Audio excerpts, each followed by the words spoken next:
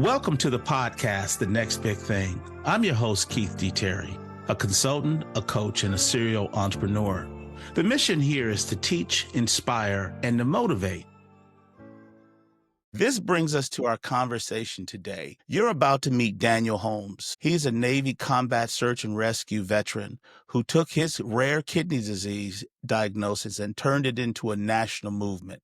Now, let me spend a few moments introducing Daniel to you because I'm excited. I was impressed when I met him, and I'm more impressed as I've gotten to know him and his background. Couple of things.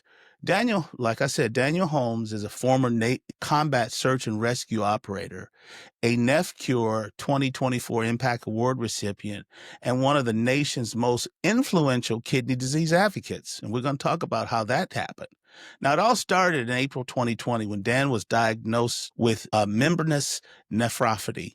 I know I'm botching it, but Daniel will correct me when we get to talking to him. A rare and incurable kidney disease. Doctors gave him little hope, but surrender was not in this man's DNA. As he fought for his own survival, Dan uncovered another injustice. His disease was linked to toxic exposure during his military service, yet the VA repeatedly denied his claims. Daniel took his fight to the highest levels before the FDA, check this out, the FDA, the NIH, the National Board of Nephrology, Congress, advocating for policy changes in kidney disease. His journey has been marked by, a journey it has been by a collapsed lung, 8 pulmonary embolisms, a renal vein thrombosis, 2 strokes, and medical mismanagement that nearly killed him. Dan has dedicated thousands of his hours to raising awareness and ensuring that no one else has to fight this disease. I like Daniel, the Enlisted Holmes. That's a long statement right there. Thank you for being on the show. How are you, my friend? Man, let me start. Thank you, Keith, for having me, brother. I'm doing good, man. I'm doing good. Today I feel great. Thanks for asking. That's good. So walk us through the moment when you got your diagnosis. What went through your mind and what did you say to yourself? Well, I don't think we ever really prepare ourselves to mentally accept some news like that or a terminal diagnosis. You know, when I said it to myself, it was the height of COVID, right? So when I got this diagnosis, my family couldn't necessarily be there with me. So I had to process this information myself. And as I processed that information, I'm thinking, where's the medicine, man? You know what I mean? Like, hey, you got the flu, let's get rid of it. You got this, let's take the medication to start the treatment program and kind of get rid of this. They're like, oh, you got some kidney disease, da-da-da. So it was a process. I didn't know. I was undereducated. I was significantly undereducated about kidney disease, man. My grandmother had dealt with some kidney issues growing up, was on dialysis for a long time and ultimately ended up passing away. But I never really thought anything about it. Just kind of thought, well, maybe she drank a lot or, maybe just people get sick. I'm not sure. But I've always been a healthy guy. You know what I mean? Always been tip-top shape. So this was something new to me, something that I had to really figure out how to process.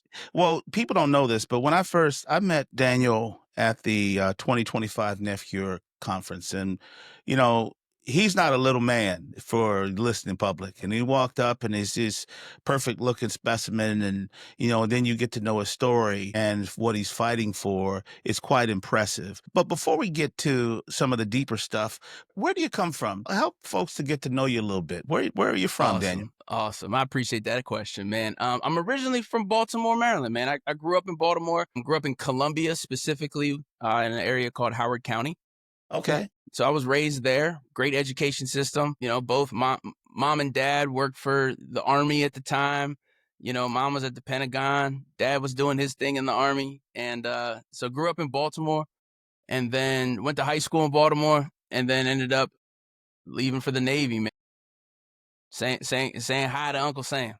Now, tell us a little bit about your military service. Now, you were in how long before all of this kind of started?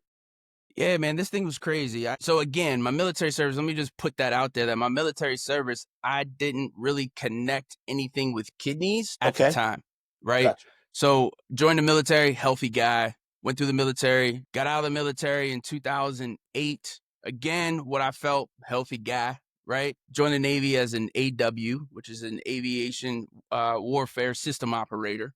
Okay. That job back in the Cold War days used to hunt submarines from aircraft, helicopters, and old school P-3s. And they got some cool planes out now, the Poseidons, that I really wanted to be able to fly in. But my time Okay. expired, man. And, Right. life moves on. Took that path and then, went through all the training, man. It's about 2-year pipeline of training. You go through some pretty difficult things: aircrew school, rescue swimmer school, some evasion school, like a fake POW camp that they call SEER school. Okay. There's a lot of different tactics schools and platforms. So learning the platforms that you're going to be on, that you'll be working with and working on, learning all of those. So it's about a 2-year pipeline. Okay. At the time, that I joined, it was about a 2-year pipeline. But I joined the Navy because I wanted to be a pilot in the Air Force. Okay. Right. So I was like, man, what I want to do my whole life, man. I grew up loving jets, loving planes. It's just been my thing as a passion. I just loved it. I loved the engineering of them. I thought they were super cool. Right. And so when I reached the point in my life where I was like, look, I'm going to go in the military. Okay. I wasn't a military oriented person growing up. Mom and dad were in the military. Grandfather served in the Marine Corps. I wasn't really, like you would think, he was just slated for the military. But at that point, maybe subconsciously that was happening, right? But for me, it was like, man, dad's not home as often, mom's not home as often. I don't want to do that to my family, man. I don't want to go to the military and just never be home. But then I had this passion of in fighter jets, and so I went to the recruiter's office in the Air Force, and they were like, well, in order to go to be an officer, in order to fly jets, you got to be an officer, which requires a bachelor's degree. And for me, school for me had expired. I was at the point where I was, I'm 18, 19 years old. I'm in that age where I'm like, man, I'm done school. I've been in school my whole life. I want to get after it and start experiencing what this planet has to offer. Okay. And that's Okay. kind of where I went, man, and joined the Navy. Well, the Air Force was like, listen, we don't have a program that you can join to fly planes. But the Navy has an enlisted aircrew program that allows people to fly in planes and in helicopters and stuff. You should go down the hall and check them out. And I was like, all right. So I go down the hall. I'm like, hey, Air Force dude told me to come over here and talk to you about some, and there was like, so they showed me this video at the recruiting office, man. And at the time I had no clue. But now looking back on it, I laugh, bro. I laugh Now, why? because Why? they show me this video about different jobs, right? Like jobs that you can do in the Navy and all this different stuff. And they were trying to push, they're trying to get some more air crewmen in the Navy and raise those numbers up. I see. So they show me this video. It's a Coast Guard video of a Coast Guard rescue swimmer, Okay. right? Some guy leaning outside of a helicopter, lowering the swimmer down into the water. And he was like, man, the guy in the helicopter, man, that's going to be your job. You're going to be like the winch operator dude that just kind of holds the cord for the guys that go in the water. Gotcha. But you get to fly every day. It's a great job. You'll have a great time. And I was like, man, sign me up. That sounds cool. He goes, and we give you 10,000. Okay. So you like Hey, money too, right? right? Money talks. Where do I sign, man? Not knowing that I was joining one of the most difficult U.S. military special operations group in the world. The Wow. best rescue swimmers on the planet. I got to say, because I'm Navy or come from the Navy. So I didn't understand that. I didn't really understand what I was getting myself into. I had no preparation. I didn't know I have to go and run forever and swim forever and I think it was like boot camp. That's all I was really worried about. And I was like, after that. But you know what I'm getting from this, and I'm not going to jump forward, is you had a dream, you had a passion, and you chased it, Dead. and you created opportunity. That's kind of how I see it, which I love. So keep going. So long story short, it was a pipeline. I joined the Navy, got really excited, went through the training.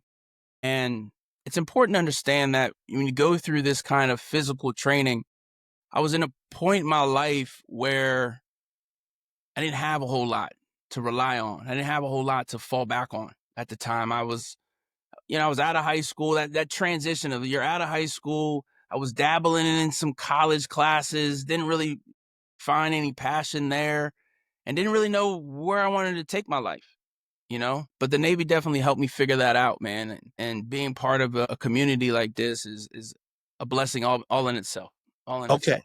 Okay. And so we fast forward, you get out the Navy, and when did you start having trouble? So I get out of the Navy in '08, Okay. and 2012, my wife, my son, and a friend of ours, we go back on the ship that I was on. The USS George Washington was making its way back to Norfolk, Virginia from Yokosuka, Japan. And that's important because I was on the home port change when the George Washington went from Norfolk, Virginia to Yokosuka, Japan. Okay. So it was on its way home. I had some friends still on the ship, and a lot of people that I was on the ship with kind of understood kind of what we went through on that ship, and it was Ye cool. Now, is your wife military? My wife is a military veteran. We met Okay. Okay. on the ship. We call it it's the G-dub to us, right? AKA the Love Boat, AKA CVN 73, right? Gotcha. So Gotcha. yes, met my wife on the ship. Man, and we've been together ever since. Okay. I met her in 2000, late 2005.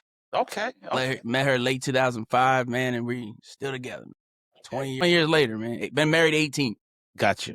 So you come back in 2012 and you So find yeah, so 2012, ship pulls back in. My buddy reaches out, and we're like, man, it would be a great experience to show my son, who was about 6 years old at the time. Let's take him back on the ship, man. Like where mom and dad started everything. Let's show you kind of where this journey began. yes. And so we did that, man. We were walking the halls of the ship, and mind you, the last time I was on that ship, it was on fire. Wow. So I broke down, man. We were walking, something snatched my soul out my body, man, when we were walking through that ship. And I remember walking through the hangar bay and looking at the hatch that we had to go down to initiate a rescue. It was crazy, man. It was just crazy. And after that experience, I went home, went back to our friend's house, and she was military. She had worked with my wife in the same division on the same ship. And she was like, I think you have PTSD, man. And I'm like, what? She's like, yo, you got PTSD bad. Like something happened to you on that ship today. And I Yes. was like, I feel it. I do. I could see that. And I Just didn't talk. understand. I didn't understand what was happening to me. I didn't know. I was just like, I don't know. It's a situation. It kind of happened. I didn't really talk much about it. I didn't tell a lot of people about the situation. It was just a thing that kind of happened. So fast forward to 2020, I blow up like the Michelin Man, like the Nutty Professor. And I gained like 40 pounds overnight. And I go from like 220 to like almost 300 pounds, like all overnight. We go to to the urgent care, and I'm like, yo, what's going on with me? And they're like, man, you got some Now you're feeling funny too, I would assume. So Yeah. I am awake. I mean, just a regular morning. This is out of nowhere. I just wake up and I'm like, I got some flank pain.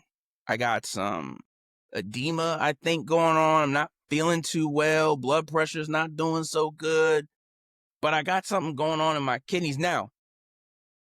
That's important for me to stop you right there and let you know that I've had some kidney stones since I was getting out of the Navy. I've had some kidney stones, but they've always been attributed to, oh, you're drinking too much whey protein, or, it's too small to really biopsy the stone and kind of figure out exactly what it is. So I just like, I'm going to stop drinking this whey protein and, stop getting kidney stone. Was always what I thought, man. And then 2020, man, changed my life, man. And what I thought was maybe possibly another kidney stone Uh-huh. turned out to be a terminal diagnosis. And it turned out to the long run, it told me this: you got 12 months to live with this thing, man. That's about That's how what long was it's going. told to you. Yep. Wow. Wow. So all in all, the first question you asked me was about my diagnosis and how it was receiving that information at that Yes. time. So at that time, it was really hard for me to process all of that. The who, the what, the when, the whys, all that stuff came later. I didn't know any of that. I just thought maybe I had a kidney stone, and we're gonna take some medicine, right? We're gonna make the veins a little wider, and I'll pee this thing out, or not. But it wasn't a stone. And so you received this information, your wife received this information. You guys are fighters, troopers. Um, if you can't remember your first thought and your process, just take us through kind of that wake up period, right? The period where, of course, you're fighting to survive. Then is there some time between, I want to, these first questions, I want to, talk about your community, your wife, your kids, the people that you surrounded yourself with. What did you do to push back, fight back? I mean, it's one thing to accept a critical diagnosis of 12 months, but that's been years ago, Daniel. And man, I applaud you for the fight, So what was your process there? So it's built and ingrained into my every being that quitting's not an option. When you're going through hard military training, or you're doing any kind of hard, strenuous event in your body, it builds resilience and it builds strength. And if you can live your life by the motto of I will never quit, then you have the confidence to take on whatever comes across in your path. So for me, kidney disease came across my path. First it was PTSD that came across my path, and then it Okay. was kidney disease. Oh, and then it was like, man, how do I deal with both of these? And then it was the PTSD that follows from kidney disease treatments and all the malpractice and all the things that went wrong. So Yeah. biggest thing for me that really stood up is when I had to look my family in the eye. And when the doctors were telling me, hey man, you're going to have to make a phone call to your family and let them know, like, you're probably not going to make it out of here, man. Like, this is bad, you know? So having that conversation, right, in your head, in the hospital, not knowing what's going on. I couldn't even pronounce membranous nephropathy, right? Let alone nephrotic syndrome. So I was like, what is happening to me? But we looked at my wife, man, and we looked at each other and we were just like, yo, we can beat this. I don't care what it is. You've been through it. We've been through it. We beat all the odds. You know what I mean? Like through both of our lives and how we've grown up and how we've raised our son is beating odds and changing the narrative, and letting people know that it's okay to say no when everybody else say yeah, because you got your own personal reasons of saying no. So when the doctor told me that I had a terminal disease and I wasn't getting out of the hospital, I was like, I'm not accepting that. I need a new doctor. Okay. You see what I'm saying? Like to me, it was open and shut. Okay. Okay, so my disease is something that you're not familiar with. Peace. Let me get somebody that is. And Good for you. that was the start. That was I'm not just going to lay down here and just take this. This is crazy. I've been through way too much. You know what I mean? And, So what's interesting about all that is, a lot of people would have just laid down on that diagnosis, but you guys fought back. And let's stay on family for a moment. Is there something special that went on between you and your wife, both military people, love of your life, you're your queen, you're her king, you know, uh, you know, talk a little bit about the part of community and family that kept you going. man, it's the only thing that kept me going. Right. I lean on the military heavily and what my training has got me to, but that only lasts for so long. Right? That's not going to pick you up out of the trenches, man. You need somebody by your side that can recognize when you're in the trenches and can throw you that lifeline to help you get up out of the trenches. Right? That's what I didn't know I needed, that I already have. I had it. I found it. I married her. Right? I So do. she was strong and resilient. I mean, the lady I married, man, was launching fighter jets off a flight deck of an aircraft carrier, like things you see in Top Gun, bro. Like, Right. right? I met her. Her face was covered in jet exhaust fumes and black soot. I knew she was ride or die for me I got you. from the jump. And and when you take those oaths in marriage, like in sickness and in health, some people take that stuff in vain and say that stuff pretty easily, not really realizing what you're really signing up for, right? So in sickness and in health, There you go. you know, my wife, my family has been there for me. Now, being from Baltimore, I have a spread out family. After joining the military, we had came back to Maryland for a little while, came back to the DMV area for a little while, built our resumes up in that area, and then ultimately we moved down to Florida about 6 years ago. 2018, 2019 timeframe. We moved into down in Florida. It's something we love. We're Navy people. We need to be by the beach. It's just something that is in our Warm soul. weather, baby. It's Florida weather, man. So why wait till we super old and retired, right? Right. Let's just get down there and have fun and live life the best way we can. So we did. I'm so glad in so many different ways that we made that decision to come down here. But So you get this diagnosis, you fire your doctor, and because he didn't have a fight, well, you know, we could say it for a number of things. One, he wasn't familiar with the disease. He didn't have a let's save you attitude.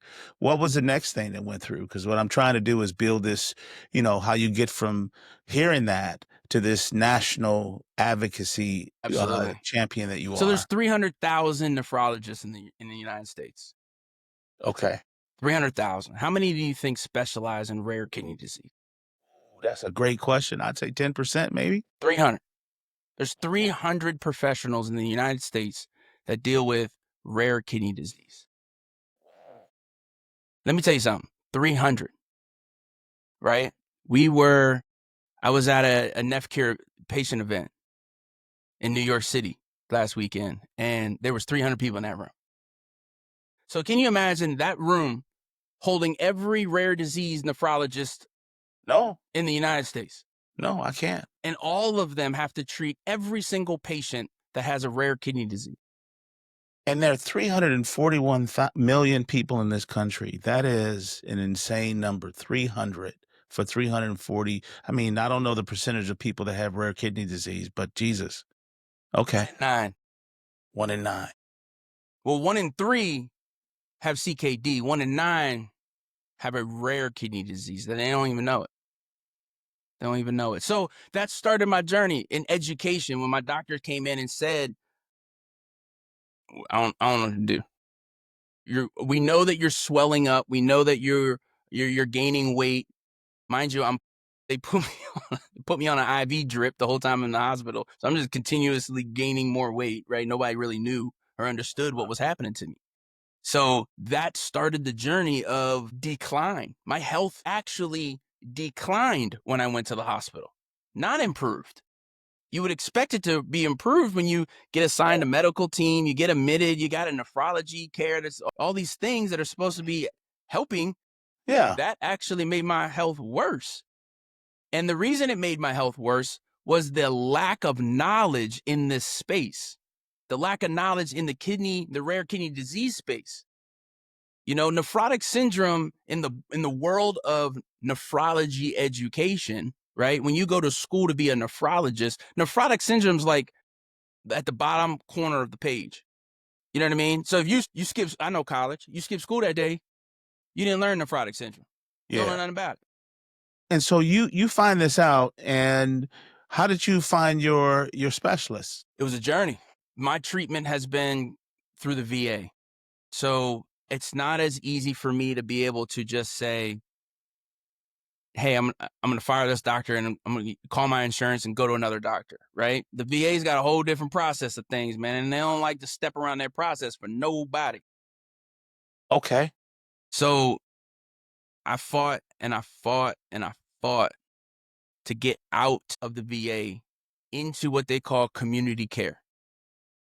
I had to prove that my medical team currently could not handle the care that I was currently in. You Does had that to make sense? prove this. I had to prove it. Okay. Because they're not going to pay for you to go see a doctor outside of the VA if the VA doctors are completely doing their job correctly, right? Yes, yes. So it's more cost effective to just leave you inside the system than to pay for somebody outside the system. So a lot of this really started taking place after I had gotten my biopsy. I was in 2020, I was in the hospital for a little over a year, in and out at times and those kind of things. But really trying to figure out what was going on. I didn't walk into the hospital and then go, "Hey, you have membranous nephropathy." No, Right. nobody knows that, right? They don't walk in the hospital and go, "Oh, you got kidney disease." No, we Right. walked in the hospital. They thought I had a fully blocked kidney vein, right? That was being blocked by a stone. That's probably what they thought. So Okay. immediately was X-ray, CAT scan, what's inside his kidney, right? All those kind of things. Oh, by the way, he might have COVID. This might be COVID related Okay. because at Okay. the time everybody had COVID. You remember you would sneeze and they'd be like, "Oh, Right. you got COVID." So if you got COVID. So Right. for me to walk in there with a full blown edema, pitting edema, stage 4 edema, and just walk in there like the Pillsbury Doughboy, you know what I mean? And be like, "I don't know what's happening to me." They're like, "Well, we ain't have well, you might have COVID. We got to put you in quarantine. We got quarantine you for a while and see what happened. We don't know where you got this from." So that's kind of how I got treated, right? It was like this COVID weird, like, oh, we didn't know what COVID did to people in the first place. Gotcha. So that started the path of, let's figure out what's going on with you. Let's take a COVID test. Remember they stuck that Right. Q-tip all Right. the way up in your brain and Yeah. they're like, Right. Right. you Right. know? Right. Right. So I had to go through all of those misdiagnoses that weren't, the testing to figure out what it was. Ultimately, I had gotten a nephrology team who was knowledgeable enough to say, I think we need a poke of the kidney. We got to take a piece of this kidney and let's go look at a biopsy done and kind of go and let's see what's going on. At this point, they had found the protein in my urine. So I was spilling 12,000 milligrams of protein. Wow. That's Now 12 grams. That's 12 that grams of protein that's a per lot. day in That's a your lot. pee. That's a lot. That's a lot.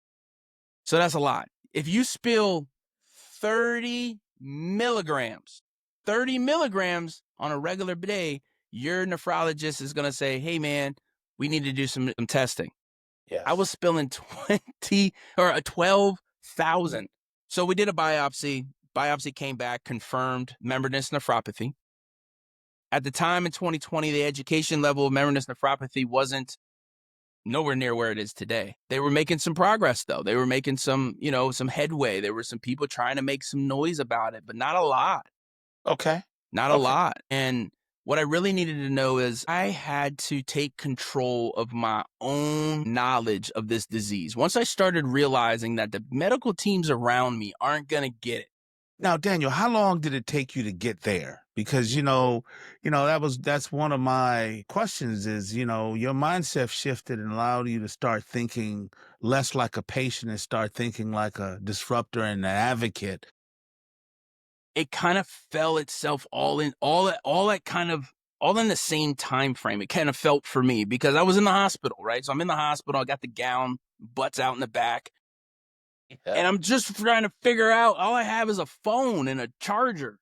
I don't even have my wife next to me, right? So we're trying to bounce ideas and we're Googling and I'm using Dr. Google, man. You know what I mean? Like trying to figure out what is nephrotic syndrome. Nobody really mentioned anything to me about membranous nephropathy until after my biopsy had been read. And they told me that I had membranous nephropathy secondary, but they didn't know, means it's caused by something, but they had no clue what it was caused by. So Okay. they ran me Now, through the whole gauntlet of the cancer and the lupus and the diabetes. And, they run you through the gauntlet of everything trying to figure out what that cause is. were they accusing you of bad life choices like they've done other folks with kidney disease, like you eat too much fast food, drug use, anything like that? Not specifically for me, because I was experiencing symptoms that people couldn't put all together. They didn't understand why my body was storing water, especially after they gave me IV Lasix. You know what I mean? When you get in Lasix IV, your water should just come off. Instead, it stayed on and I just got bigger. Jesus. So they were like, and to the point where organs start to fail. I mean, you can't hold that much fluid on your heart and your lungs and your liver, right? You just can't hold that. Your body's not designed to do all that. So I was in the process of, they were killing me, man. And they Yes. didn't even know it. I didn't Yes. know it, but I Yes. felt it. And that started the journey. I got to figure out what the heck is happening to me. What is going on with me? If these guys don't know, Lord. Yeah. nobody's going to know. And I got to figure this out. So that's when the research started. That's when you know, my wife kept telling, "Babe, you gotta be your own best advocate, man. I would fall asleep on the phone on FaceTime just so because I didn't know when the doctor was coming in next. And she was like, I got to be there for this because they were pumping me full of medications, man. You're not in the same mindset. I was in excruciating pain. Okay. Organs are failing. I mean, things start to happen to your body where you're just not 100% here and with it. Does that make sense? It does. And then, So she was able to be that voice when I didn't have one and sat there on the phone when the doctor walked in and be like, hey, doc, what's going on? I need to know his numbers. What's going on with this? What's his blood pressure? What's the status? You know, because the doctors kept leaving like, oh, I got to go reach out to somebody else and see if I can figure out some answers. And then it would come back in to check on me and we're expecting answers. right. And they're just more questions. And Right. when they come back in with just more questions, I'm like, So when did you, was it went, okay. I love the story.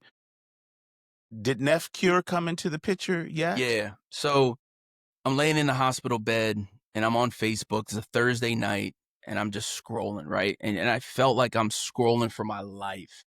Like this is the last scroll. This is the last scroll that I'm going to do is how I felt, man. When you get a terminal diagnosis and they're telling you, bro, you got less than a year, usually you expire before that, right? Yes. And then all the things that go in your head, like, man, I'm not going to see my son graduate high school. I'm not going to see him get married. I'm not like all those things start happening at all of that. So you're dealing with all the mental anguish, right, of this. Now you're dealing with the mental and physical abuse that you're getting from the medical teams that are trying to treat you that's not working. The only thing I could do was empower myself and become an empowered patient. And how do I do that? I don't know. There's no roadmap. So I get on the phone and I'm like, all right, what agencies handle nephrotic syndrome? Because that's what they told me at the time. You have nephrotic syndrome. So I was like, okay, nephrotic syndrome, and I'm just doing searches. And I stumbled across a patient support group for patients with nephrotic syndrome sponsored by NephCure International, which is a nonprofit organization designed, their entire mission is trying to find a cure for people and patients that have rare protein spilling kidney diseases like myself. So I hopped in there, man. It's 8:00 at night. Again, I got the gown on, right? I got the little ties in the back. I have no clue what I'm about to walk into. You're a Zoom guy, right? You used to hold a lot of Zooms. So Yes. Yes. I don't know what I'm about to walk into. I'm going to click this link at 8:00 and just see what happens and see who's in here. But I had hope because if they have this Facebook group created, people are going to join it. That means there's other people in the world that have the thing I have. I got questions. My doctor's got questions. I was filling up notebooks with the doctor's questions. I had my notebook with my questions. I had my cell phone with my wife's questions. We had all these questions. So I'm like, I'm going to hop in this and I'm about to unload. And that was my introduction to NephCure, man. I met some amazing people that provided me some support that I will be forever thankful for. I don't even know how to put into words the amount of gratitude that I have for those people. Yeah, I'm with you because for those folks that are listening to the sound of my voice, very powerful organization, NephCure. And as Daniel said, they are a nonprofit in the fight for kidney care. And this is where I met Daniel. And so, Daniel, my next question is when you got connected to NephCure, is that when when the questions started to get answered at an accelerated pace? It did. Okay. I mean, I had questions that drove more questions. And when I reached a roadblock that people didn't have answers, I had to go around them. Gotcha. And even at some point, people only have so much knowledge. What NephCure really helped me to do was try and find that specialist. Hey, you're not the only one with this disease. We have a network of doctors that we work with that are That's specialists. wonderful. And I Okay. said, damn. But here's my trials and tribulations. I can't just pick up the phone and call your specialist and get an appointment because I don't have insurance. All I have is VA healthcare. And let me tell you what I went through just trying to get out of the VA healthcare system, right? And I still battle that. So it was like, okay, how is this going to work? This is how it worked, is miracles happen, man, for a reason. I attended a patient summit put on by NephCure. When I was healthy enough to be able to show up in person, things just lined up the way perfectly, man. They held it in Orlando. It's an hour from my house. How random, right? I'm in Orlando medical facility. I'm like, okay, that's random. At that patient summit, they had some specialists talk and give some speeches. And there was a doctor on there. I'll give him a shout out, Dr. Joshi, man, I love you. He is a nephrologist, board certified nephrologist, and nutritionist.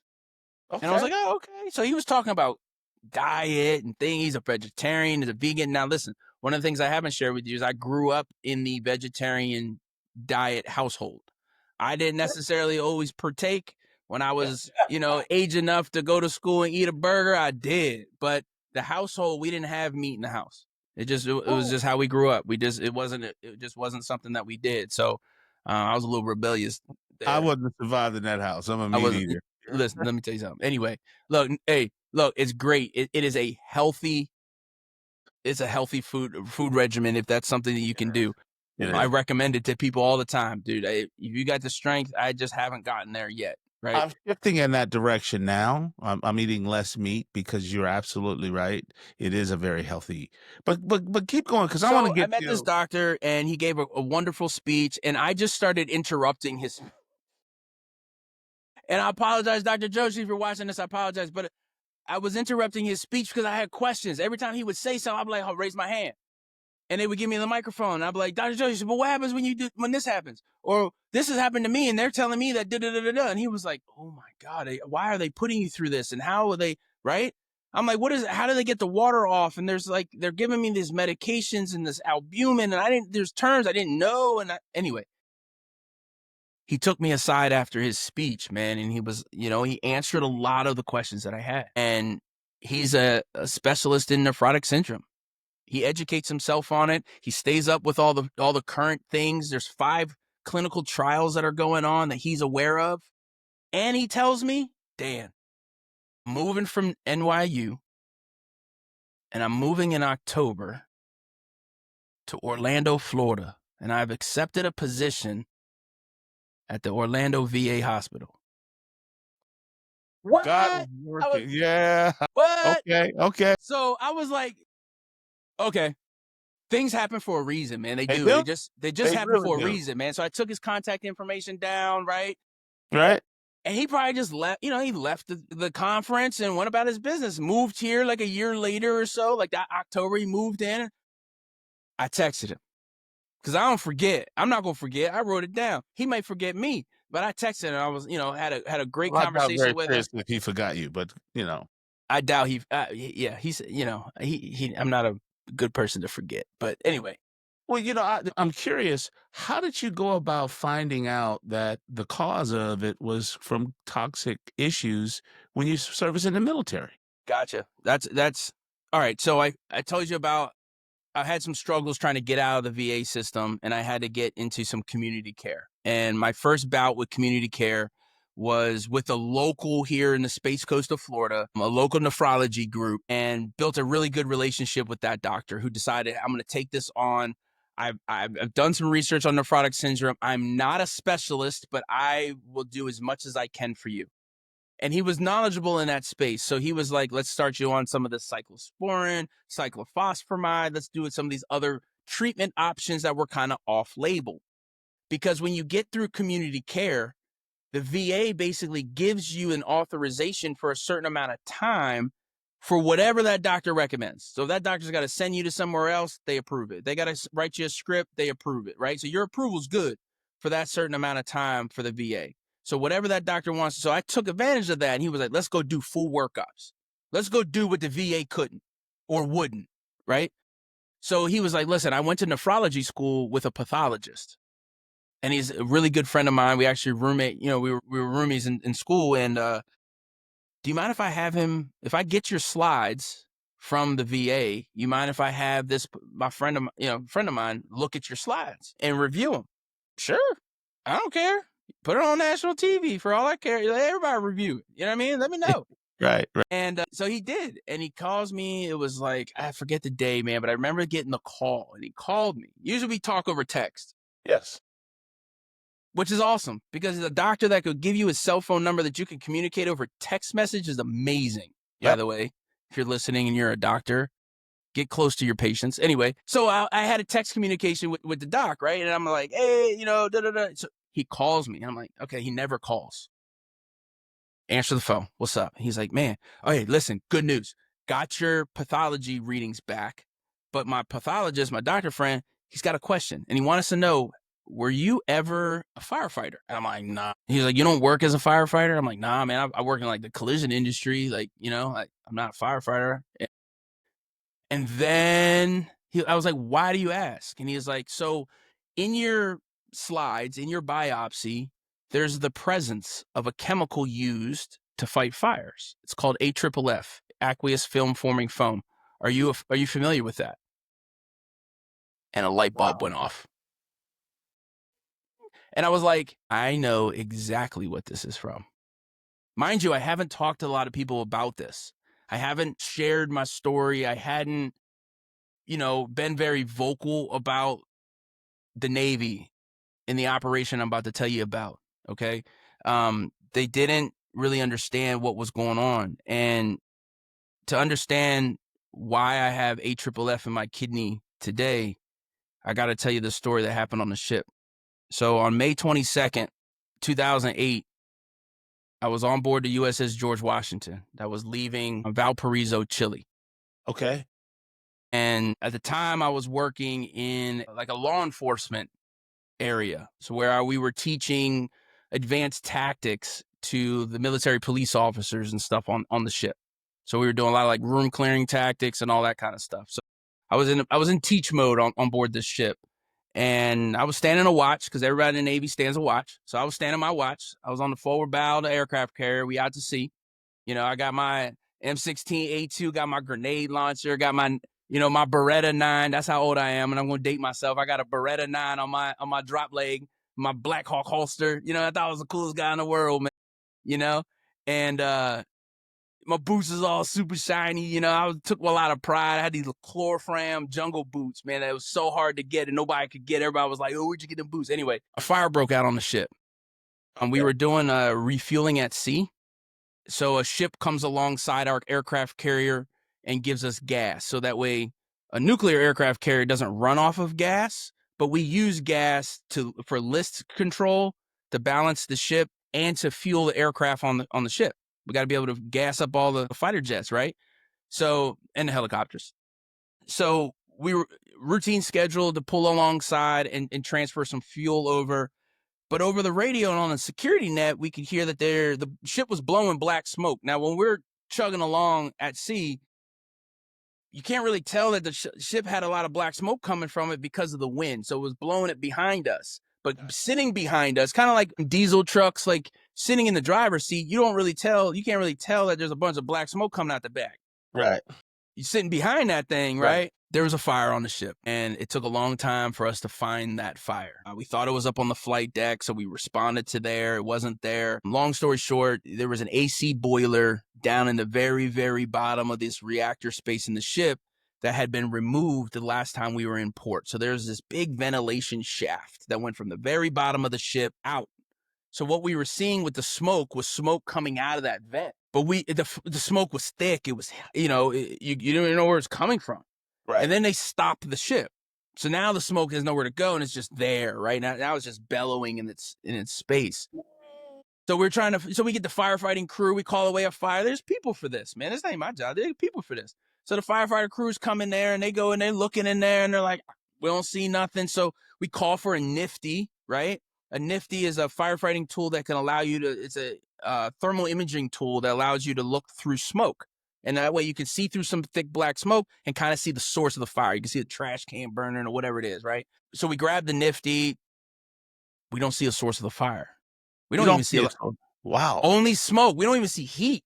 There's not even a lot of heat coming from this thing yet. So the ship calls away and activates all of its procedures for a fire on board. What started happening at that point, little fires. Now, mind you, an aircraft carrier is made of steel. But on the ship, a fire is a serious, serious thing. Listen, so in the Navy, everybody is a firefighter before you're whatever job you are, right? Marine Corps, everybody's, a killer before they are aircraft mechanic. In the Army, everybody learns how to shoot before they are, I get your point. So in the Navy, we're firefighters. We learn that in boot camp. That's bred into you because shipboard fires are devastating, and a lot of people can lose lives really fast. So this fire is building, and I'm just like, we've had little small fires on ships before. And we're just like, yeah, it's a fire to go out, right? You've had fire drills at work. You've had fire drills in school. And you always assume that they're false until it's not. And this one wasn't. And I was in it because I was in the smoke, and I was in there trying to direct traffic as a law enforcement representative on the ship. My job at that point is to maintain good order and discipline, maintain the calm, collective attitude of the personnel on the ship. Don't freak out. And you were in that for a long period of time. So we were in that for a long period of time. So what we did end up hearing is that there was 4 trapped sailors in a JP5, which is a jet fuel pump room located at the very bottom of the aircraft carrier. And they are in charge of moving the fuel back and forth, right? They were getting ready to set up for the transfer and accept the fuel coming in from the fuel ship, right? So they're down there in that space and they're working. The fire is on the other side of the wall of their space. So think of a box. The fire originated, and again, we didn't find this out until after action reports, until the fire originated in the space adjacent to them. Jet fuel is flammable. Hello. So, some saving graces. The reason I'm here for today, and we didn't expire on that ship, is because we offloaded all of the missiles and bombs to another ship because we were doing a home port change. Does that make sense? So Yes. We transfer ammunition. They gave us a whole bunch of brand new mattresses. So we were getting all this upgraded stuff, right? People were getting upgraded furniture. They're trying to do some upgrades on the ship. Most of the bomb bays and that hold all the missiles that could blow up in a fire were replaced with mattresses. So is that a good thing or a bad thing? Well, the mattresses, when they get hot, they get hot. They fuel fire, but they don't explode. But a ship is like a radiator, right? It's all steel. So wherever that fire is, it's going to radiate the heat outwards. I see your point. Okay. We watched in 9/11 what happens to heat as it radiates with extreme temperatures. Steel starts to expand, more pliable. Yeah. Okay. So at some point, steel turns to liquid, right? So it's imperative we find this fire. Yes. There goes a call out for these 4 trap guys that are down in the bottom of the ship, and we organize a team to help get these guys out of there. We get down to the command center, and they're basically over security dispatch. They had dispatched us down. We get down there, we're in the command center, getting briefed a little bit about what's going on in the situation. And we've had some failed attempts with the ship's firefighters who this is their job. This is what they train to do. This is what they do every day. They're very good at it. These are the best firefighters I've ever met in my life. And they're trained to go down into these spaces and run towards the flames and deal with whatever's there. Well, when they can't even get to the space at the bottom of the ship because it's too hot, because the fire hoses that they're taking down to that space are rupturing, because the water that they're spraying to try and keep things cool is turning to steam. The fire is so hot that it's melting the boots of the firefighters that are down there. So they have to retreat, all while there's 4 lives that need to be saved farther down. And so we took charge. That's what I do. We take charge. There's 4 guys. Let's come up with a plan to get those 4 guys out of there. There's no guns and bullets down there, right? There's nobody shooting at me. Let's get down there and let's go handle it, man. Search and rescue is what I do. This is what we do. Let's go rescue these guys, man. This is part of, okay. So okay. So we put together a team. We go down. We formulate a plan. Now, mind you, let me set the stage for you. I'm in all woodland camis. Now they got all digital stuff, but now I was in the old school woodland camis. I got a military police duty belt on with handcuffs, a firearm, a rifle. You know what I mean? I got magazines. I got stuff on my belt. I got an ASP baton, a collapsible ASP. I got all these different things on my duty belt. So as we make our way to where the entrance point is, where the other firefighting teams are staged, yes, I drop off the weapons, right? I'm like, hey, let's get the weapons. I can't take these things into a hot space. Right. And formulating a plan is what they wanted us to do. But there's a mindset in the special operations community. And the mindset is that never give up, that never quit attitude. There's something different in your mind that is taught to you when you are in that world of special operations that isn't taught necessarily to the regular military. Okay. So we take this opportunity to go to formulate a team. We grab some of the silver, what we call potato suits. These are firefighting suits meant for aircraft fires. You've probably seen them on TV, National Geographic, them guys in those silver suits sitting next to like lava in the background. And meant to take extreme heat, right? Meant to take extreme heat. Looks like foil. The problem with those suits is that when they get wet, you have to keep them wet because you will bake like a baked potato in hot environments from the inside out. So you will cook from the inside like a baked potato. We wrap our potatoes in foil and put them in the oven. That same thing's about to happen to you. So you got to go down there and you can't bring water. And the water don't work anyway because it's just been rupturing the hoses. It's too hot. Now, I'm not trained for hot environments. Let me correct myself. I was trained for hot environments in boot camp, in simulations with propane, and they can turn the fire off. Right. Right. But this is no, you're not turning this fire off. Yeah. You're not turning this thing off. And this is where it's at. While this black smoke is coming up too. So shit, mind you, all this chaos is happening throughout the ship. Heat is still radiating on the ship. There are spontaneous fires popping up all over the ship. The entire ship turns into one large firefighting effort. They sound away the general quarters. Every single person on that ship that is in the United States Navy is now a firefighter. And your only mission is to save this ship. So that's what happened. And in my little part of it was pulling 4 guys out from the bottom. I'm sure there's a million other stories of what happened that day on that ship. Did they survive? The 4 people? Yeah. So let me tell you about that. We get down to the ship. We get down to the hatch. We actually make it a couple stories down farther than the firefighting crews were able to with their regular firefighting suits. So I got the silver foil suit. I got a regular firefighter suit underneath of that. And I got some camis, okay? So I got some heat resistant. I got a little head thing, whatever. So we go down there and I get to the point of no return, man. And you can see and feel. Let me tell you something. I have a hood on. I have a firefighting mask. I'm breathing cold oxygen, okay?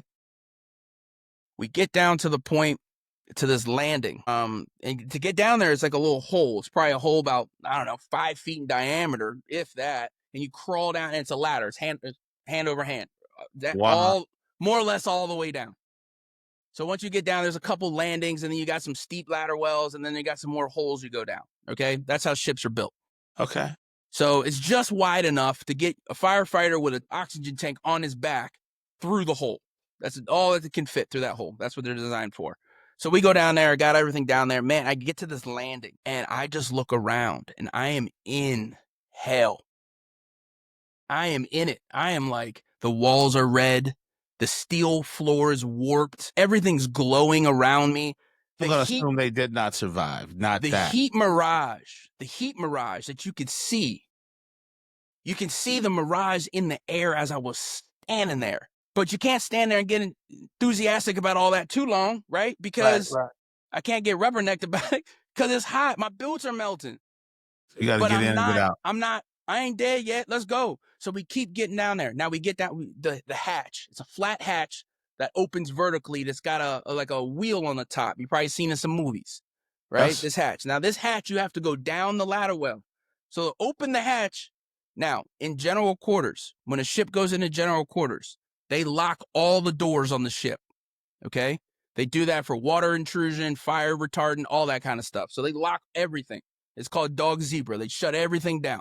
And they lock all the doors on the ship. In order to open one of those doors on the ship, you have to contact somebody in damage control so they understand and know in the ship's layout that door is possibly open. Anyway, we get down there. We've been given permission to open the door, but the wheel that you turn, you just turn it like a half a turn. Yes. Is glowing red. So we look at each other, man. Who's going to grab it? The guys we got to rescue that are screaming on the phones that they're dying are on the other side of this door. We're here. There's no going back. And, I would assume they don't have the equipment on that you do. The people that I'm with, no. No, I'm saying the people you're trying to rescue The don't people have. I'm trying to rescue are in t-shirt, cami pants, boots, right? The people I'm trying to rescue, that's what they're in their regular workspace. They're just transferring fuel. So we look at each other. I realized, all right, I have an asp baton on my belt underneath all this crap. I go reach all up in there. I grab this thing. I whip it out.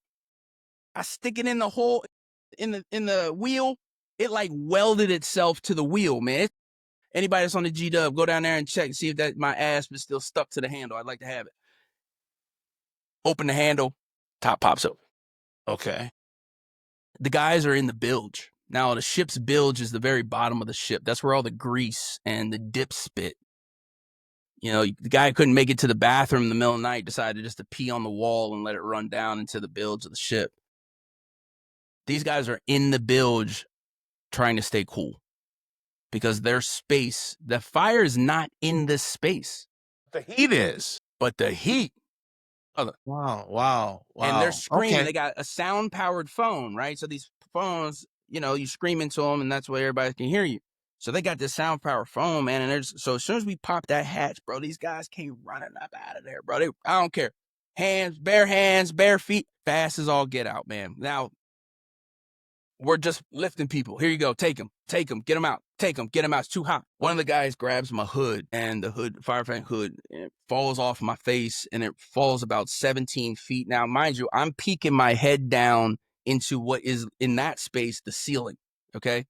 So I'm peeking my head down from the ceiling, and these guys are coming up the ladder well, and we're helping them out. And I'm just handing guys off. There's only 4 of these guys in there. One of them pulls my mask off my face. It falls down the steps and lands at the bottom of the landing. And I inhaled, and I took a huge breath in of that hot air. And that was the first time that I got to experience what those guys were breathing.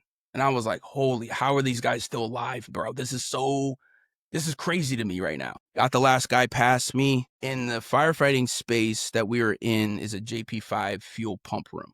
And that is designed, if that space were to catch fire, they have these big, huge foam cannons located on the ceiling, and they blanket the entire space with foam. Looks like a foam party, right? And same thing they would do on an aircraft on real hot jet fuel. So they douse the foam. They got these big, they're 8-foot round nozzles, and they just dump out foam all over the entire space.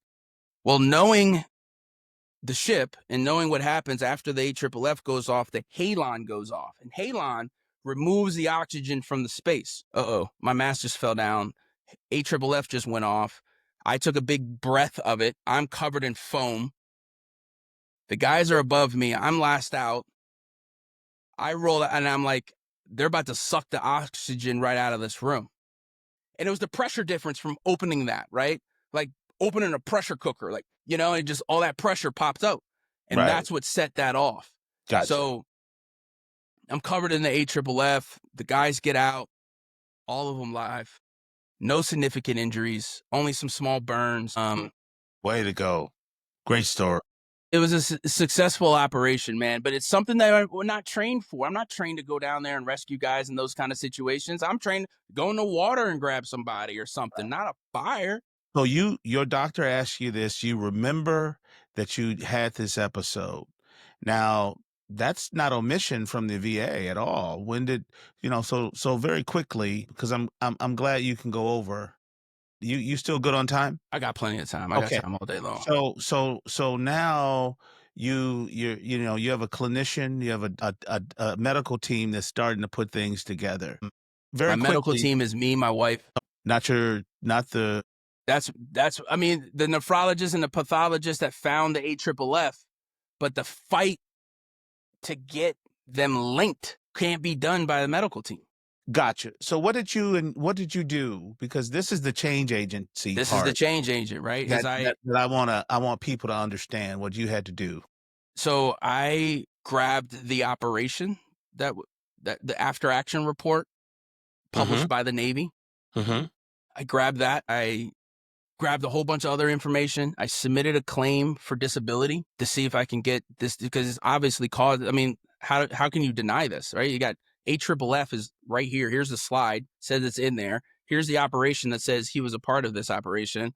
These two together equals approval, is what I'm thinking. No, man. And it didn't. And they didn't understand what was going on. They didn't understand. They were just in this no mode. The whole VA system was in no mode.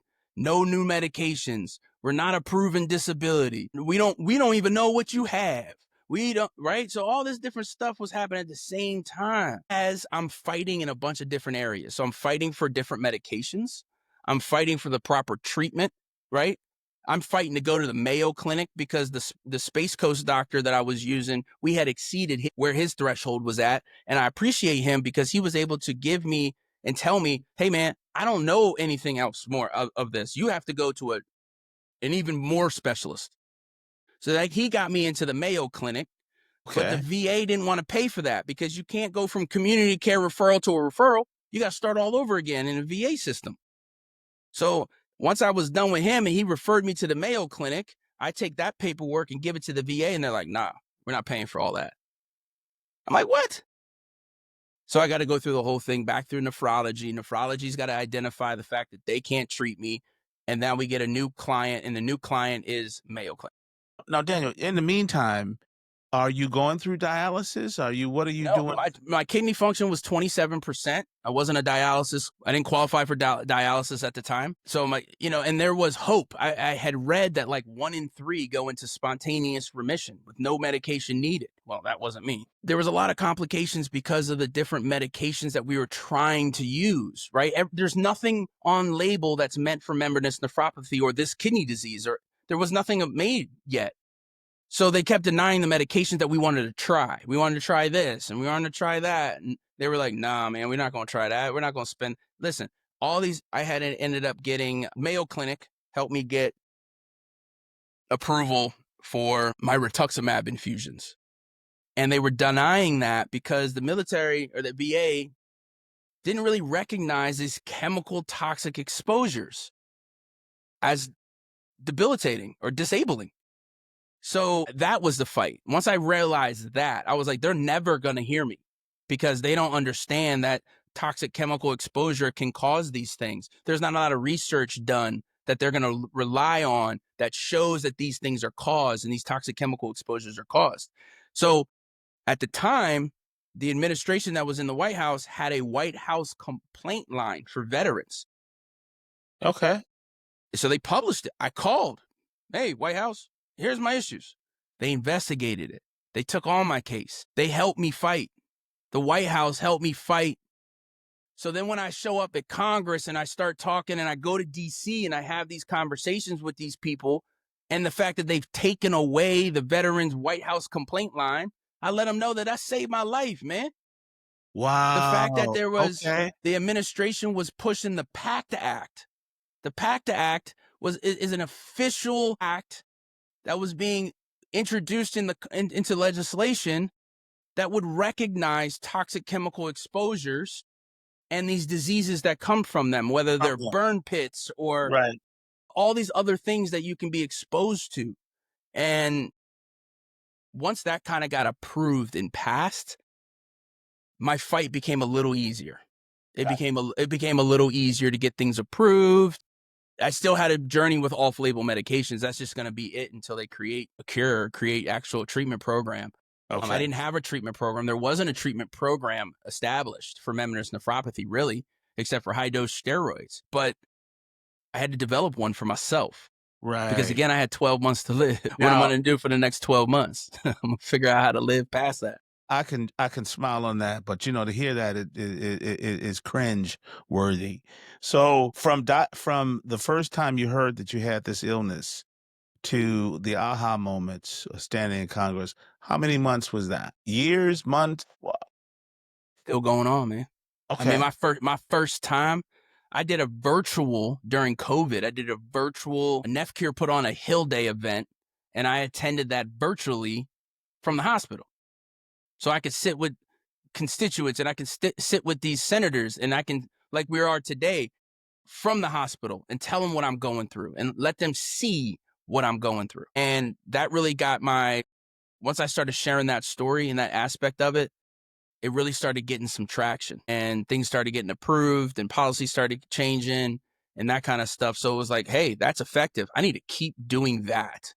If that's working, I need to keep doing that. So we just kept going back. And I go back every year, and we have a Hill Day every year, and we go there and we talk to, the representatives, we talk to the senators, these big people who make the laws, man. We got to change the way that these things are done. So now, I mean, you essentially, and I'm going to say it my way, led a one-man campaign for change. No money, no organization except for you and your wife. NephCure helped. Where are you now with the creation of your advocacy? I'm I glad you asked love that. the story. You've gone from the aha moment to fight. Now you are a nationally recognized kidney advocacy person. So That sounds let us, crazy just hearing that. That sounds you crazy know, just hearing that. but it's the truth. So, help me to understand your life now. You got a full-time job. What are you doing? How does life look for Daniel Holmes? So life right now is amazing. We're living in Florida with my wife and my son. My son's getting ready to graduate high school. I'm so blessed to be able to see him graduate, man. That was one of the things that just was in my head, like that I had so many doubts about, right? Right. But we're starting the Enlisted Kidney Foundation, and Mm. the Enlisted Kidney Foundation is going to be a nonprofit organization that's going to help veterans like myself in a bunch of different ways. So not only veterans, but regular kidney patients. We want to get kidney disease awareness out there in the affluent communities, in Gotcha. the Black and brown communities. We're disproportionately affected by Yes. kidney disease. I mean, it's Yeah. crazy. Yes. So the Enlisted Kidney Foundation is going to help put on some events that are going to raise some awareness about that. I want to help people get to NephCure events. I would love for the Enlisted Kidney Foundation Yes. to sponsor some veterans to be able to get out to some of these events and partake and get some more education. I would love the Enlisted Kidney Foundation to be able to partner with other organizations that are about spreading the wealth, or not the Gotcha. wealth, but the health and equity, and spreading the word about kidney disease and how, you know, catching it early matters. Catching it early absolutely matters. My situation is a little different than most with kidney disease. Yeah. Usually with kidney disease, it pops out of nowhere. And by the time they know it and they go to the doctors, they're in stage 4, stage 5 kidney failure. That's most people. But if we And can grab them at what's 18 to 25 years old, which typically means dialysis and all that kind of stuff, it correct? means a straight road to dialysis. And they're not coming back from that. It's dialysis and transplant. I want to fix the kidney. And that's and you're not dialysis now. No, sir. Okay, great. My kidney function is 87%. Man, it went from 23. 27 to 87%. I walk around with almost perfect kidney function. If I go to the doctor today and I tell them I have kidney disease, they look at me like I'm Okay. But this is a so long battle.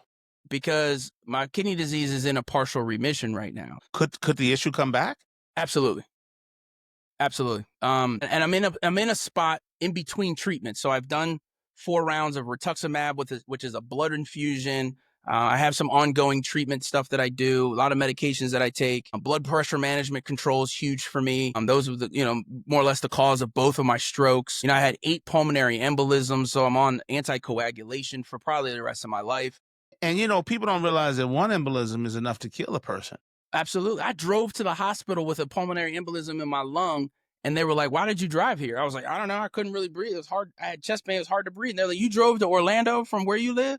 And I was like, "Yeah." And they're like, that's danger. You're endangering the public. Like, sir, you could have stroked out in the car. That blood clot could have traveled to your brain while you were driving. Don't do that no more. And I was like, I didn't even know.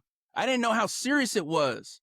I didn't know that when you spill that much protein in your urine, you lose your natural anticoagulation. So you have to supplement it. So Got anyway, we so are I starting the Enlisted Kidney Foundation nonprofit organization. It's not off and running yet, but that's our hopes. That's our hopes and dreams. So we're gonna start there, and we're gonna turn this thing into whatever we can, man. We're gonna try and make this as big of a foundation as we possibly can. I want to teach people how to advocate for themselves. I want to teach people how to do their 2-minute story. I want to teach people how to get their elevator speech together. I want to teach people how to advocate effectively, because there's a difference between talking and talking to somebody that's listening. So now that's where I wanted to go because, I'm going to thank you for the time, but we're going to run out in a little bit. But my question to you is this. You have spoken to Congress and so talk to us a little bit about the difference between, I know what it is about like giving a speech, but I've never gone in front of people who can make policy changes and advocated for a policy change or awareness. Walk us through that. Which is what you mean. I mean, you did it. You didn't have, unless someone taught you how to do it, but this was on the job training, I would assume. But so what have you This was on the learned? job training, spitballing at the hip, Yeah. man. You So what know, have you learned speaking in front of Congress and the NIH and FDA? What would you say to people? I have learned that kidney disease does not care about your job title. I have learned that kidney disease doesn't care how much money you have in your bank account. So for me to stand up in front of Congress, those are people that could have kidney disease as well. And those are people that probably have relatives that could have kidney disease. Most people I talk to know somebody with kidney disease. They just don't know nothing about it. So let me come here and educate Congress. Let me educate the people who make the decisions for us, the people who are putting the red tape, right? The people who are saying, no, we're not going to approve that medication. Why? Because it's off label and it doesn't have membranous nephropathy on it. I need to find somebody that can sit in that seat that makes those decisions, that can remove that red tape. Gotcha. The ability of a veteran to be able to go out and get life-saving health care without having to turn his ER room into a biohazard lab. That's how I had to do it. And can you tell when, when they weren't listening? Because you just said you want to tell people there's a difference between talking to people and talking when they're not listening or get them to listen. It's the What do you reaction. what do you mean by that? It's the reaction. It's the reaction of the audience that you're talking to. So talking effectively means you got to be in the right places. You got to be screaming from the mountaintops in the right places. You know what I mean? If I'm talking kidney disease and I want 18 to 25-year-olds, right? Most of them not on Facebook. I got to be where they are. I got to meet them where they are. I got to go to the basketball courts and the football teams, and I got to go to these sports events, and I got to go and talk kidney disease awareness. I got to talk to some of these people. Listen, I coached high school football for 15 years, right? And the physicals that they do for these sports, they don't even test for kidney disease. They don't even pee in a cup. How you know these people ain't spilling proteins? Yeah. So I want to be able to take this foundation and go into those spaces where those people are. And I want to talk kidney disease where they are. Now let's talk habits. You're a healthy guy. What daily practice do you have to stay healthy with your life? How do you keep things moving forward? We say moving forward, man. I got so many back issues right now I'm dealing with. Moving feels impossible. Okay. What's your daily?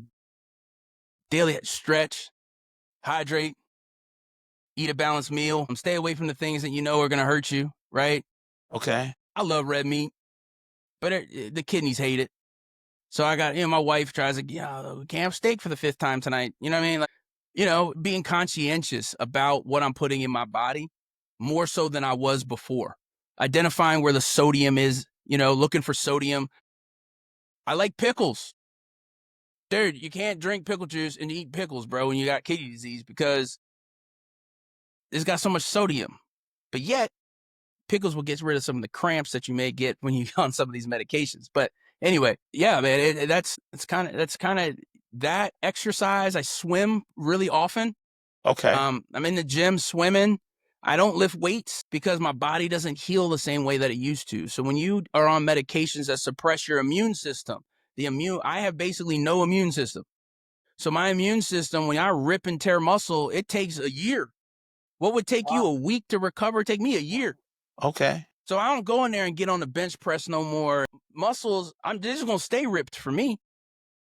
So me, it's like cardio, right? So like, can I get in? Can I swim? But it's low impact stuff because my knees and my back and jumping out of helicopters ain't fun when you hit the water. You know what I mean? Especially at like 90 feet. That sucks. But Right. these kind of things happen, man. And that's, that's the life that I signed up for. So just being active. I walk a mile and a half a day. Every day I take my dogs for a walk. A lot of my videos that I post online are me walking in the morning. We're Okay. out there walking, talking to people, man. I just want to talk kidney disease as much as I can, and get that word out there. So exercise is huge. Maintaining a healthy diet is huge. Staying hydrated is massive, And you're on a mission too, because and I'm on a mission. and my last question, and I'm going to turn it over to you for a second. My last question is, well, first, let the preamble is this podcast was set up because I wanted to, like you, make a difference to, folks who are looking to be inspired, to learn, to know that they can kind of create their next big thing. And you've done that. And so my question to you is, to those folks out there, whether they have a business, whether they are looking to start a business, what words of encouragement would you give them? And the reason I say it, in the last 90 days, this is not a political statement, but in the last 80 days, a lot of things have changed. A lot of organizations are shifting, tariffs, high prices, things are just shifting all over the place. Here, the corollary is someone finding out they don't have a job. You found out your life was supposed to change in 12 months, you're going to lose it. So, here we are, 25, 5 years later, you've gone from 27% kidney function, 87 kidney function, and your life's changed. But it changed because you wouldn't give up. So what would you say? What advice would you give to my listeners about Daniel's plight and how you see the world going forward? It's hard to be a kidney patient right now, man, in 2025. I will tell you that. It's hard. It's hard. The government's not making it much easier, and our administration's not making it much easier on our government employees. So those things are hard. So moving forward, it's just day by day at this point, man. It's just you take the punches as they come and prepare yourself for that.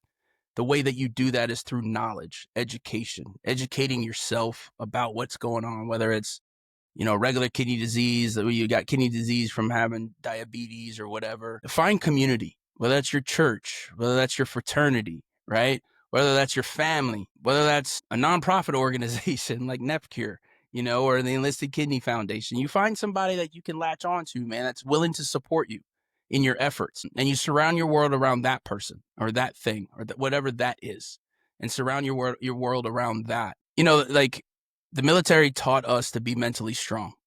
They Yes. taught me to be mentally strong and mentally tough. And being part of such a amazing special operations community in the Navy, you really learn how to be something bigger than yourself, and to live for something bigger than you, and I think that we have a hard time looking at that in our country because everybody wants something for themselves. They only want it for me and me, and it's like, I remember that feeling. Like, I just want to live. I just want a Yes. transplant, the patients are saying, or I just want this medication, and but it's a we. My wife wants me alive. My son wants me alive. My parents want me alive. My friends want me alive. My support groups want me alive. The I want to. world needs me alive so we can go out here and change it. They used to, a death sentence. You used to get a death sentence when you were diagnosed with diabetes. Yes. Now you Yes. can fix diabetes at CVS. Yeah. Yeah. That's where I'm trying to take kidney disease, man. Well, it is still true, kind of true when once you go on dialysis, it seems to be a finite period of time. And Daniel, I'm just going to say thank you for being on the show. You Thank you for know, having me, man. I definitely appreciate it. I just wanted to give you a final word or two, and I thank you for that. And I just want to sit here and say, well, first, I don't know if you have any final comments because I'm going to close it out. My last comment I'd have is our motto that we live by so others may live. And the Enlisted Kidney Foundation, you never have a fight. Daniel, The Enlisted Kidney Holmes. That is what he goes by. You can find him, look him up, find him, follow him on social media. I want to thank all of my listeners for listening to The Next Big Thing. Since we were talking about health, I'm just so happy to be back today because for the month of March, I've been walking around with walking pneumonia. I was diagnosed a couple weeks ago, and I really couldn't talk. And so this is my first time back, and I'm happy that I went through this I coughed a couple of times, but I'm back. And so I just want to say health is important. Thanks for listening to The Next Big Thing. I'm your host, Keith D. Terry. If you've enjoyed this episode and you'd like to support this podcast, please share it with others. Post about it on social media or leave a rating and a review. To catch all the latest from me, you can follow me on my YouTube channel at Keith D. Terry. If you want to recommend a guest, please email me at info@terryperformancegroup.com. This has been produced by your host and Jade Productions.